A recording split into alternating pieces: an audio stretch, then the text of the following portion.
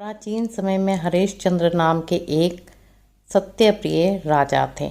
वे हमेशा सत्य बोलते और धर्म का पालन किया करते थे, लेकिन एक समय उन्हें अपने पूर्व जन्म के पापों के कारण असीम दुखों का सामना करना पड़ा।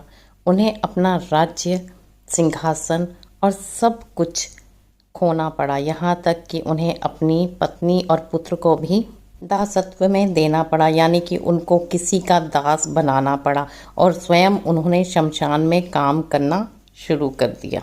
राजा हरिश्चंद्र मन ही मन में बहुत ज़्यादा दुखी रहते, लेकिन सत्य से कभी नहीं हटे। आजा एकादशी का व्रत 19 अगस्त को रखा जाएगा। पुराणों के अनुसार एकादशी का महत्व स्वयं भगवान श्री कृष्ण ने धर्मराज युधिष्ठिर को बताया था। कृष्ण बोले, भादो मास के कृष्ण पक्ष की एकादशी का नाम अजा है। इसका महत्व गौतम मुनि ही जानते हैं। भद्र मास के कृष्ण पक्ष की एकादशी का नाम अजा है। यह सब पापों का नाश करने वाली बताई गई है। एक दिन महर्षि गौतम मुनि राजा हरिश्चंद्र के पास आए। उन्होंने राजा को समझाया, राजन, तुम भद्र पक्ष की कृष्ण पक्ष की एकादशी का व्रत करो और रात्रि जागरण के साथ भगवान विष्णु की पूजा करो। इससे तुम्हारे सारे दुख दूर होंगे और सारे पाप नष्ट हो जाएंगे। राजा हरिश्चंद्र ने श्रद्धा पूर्वक यह व्रत किया। परिणाम स्वरूप उनके सारे पाप नष्ट हो गए। उन्हें राज्य, पुत्र और पत्नी सब वापस मिल गया और वह जीवन भर सुखी और संतुष्ट रहे।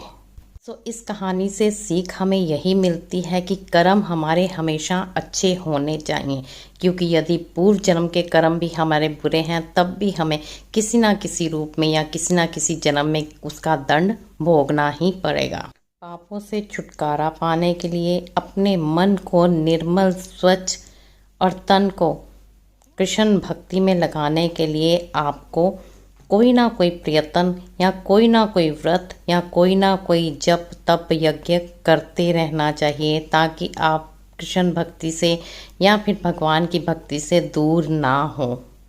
यदि आप तन मन धन से कृष्ण को समर्पित हैं, कृष्ण की भक्ति में लीन हैं, तो आपका जीवन स्वयं ही सुलभ, सुगम और सरल हो जाएगा। एकादशी का व्रत 4 प्रकार से किया जा सकता है। नंबर 1, निर्जला व्रत। कठिन है परंतु फल भी बहुत अच्छा और मीठा मिलता है। नंबर 2, सरल व्रत, जिसमें हम फलाहार रहकर केवल मीठे का सेवन करते हैं और पूरा दिन भगवान का नाम लेकर गुजार देते हैं।